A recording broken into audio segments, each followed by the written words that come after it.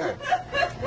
If you're reviewing resumes for prospective employees, which qualities would you look for? Well, I look for people a lot, and the biggest thing I look for is that they have a passion for whatever they're going to do. And if they aren't really excited about it, it probably isn't going to work that way. But if they're enthused, they jump out of bed in the morning thinking about doing it, and they have fun doing it, they're going to succeed in the job. You know, you just can't miss.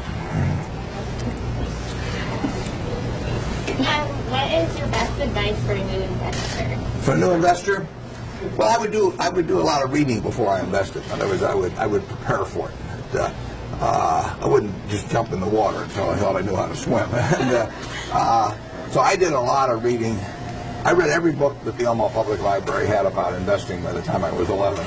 And you know, you got plenty of time. You're young to invest, so why not go in prepared instead of learning as you go along? You will learn as you go along. I mean, that comes with investing. But it's better if you've done some thinking about it and sort of take your time getting into it. But you're not too young to start preparing for it at all.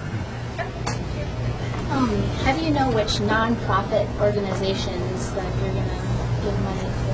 Well, the best thing to do is give the ones you're interested in. I mean, there are all kinds of good things to do. There's the Girl Scouting. There's all kinds of things that are helping people, and you want to get tied in with people you think will really get the job done. I mean, you can stick a name on anything, but it doesn't mean that they're going to necessarily do what they're saying. So you really want some place that's effective. So you want to go out and look at what they've really achieved, and then you still want to go down the grain of what interests you. I mean, you know, you'll all grow up and have had a great experience in Girl Scouting, so you may decide that that's a particular interest of yours.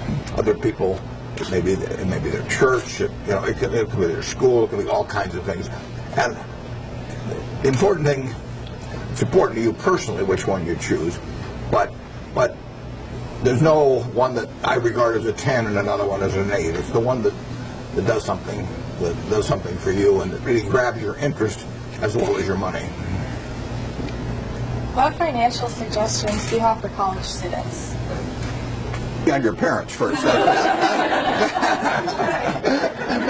Make it as painless for them as possible. But the biggest suggestion I have is to avoid credit cards. I get letters every day, lots of letters every day, from people that have financial troubles, and it comes about from three things. One is losing their job. The other is some kind of terrible illness that hits them by surprise. But the third thing is credit cards again. But interest rates are very high on credit cards, and sometimes they're 18%, sometimes they're 21%.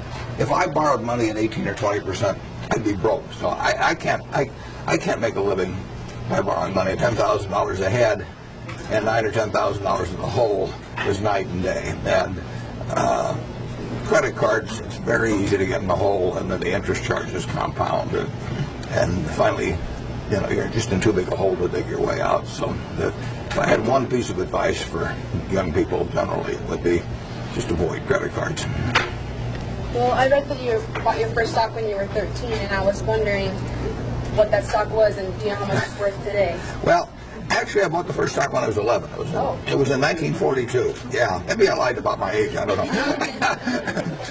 I actually had to do it through my dad because they wouldn't take an order from a minor. But it was a company called City Service Preferred. I bought it at 38 1/4. It went down to 27.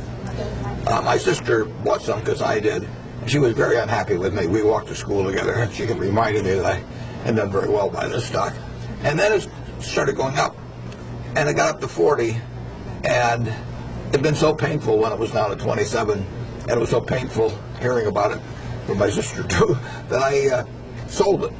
And then it went to about 210 after that, and it was a preferred stock, so they called it, so it isn't around anymore. But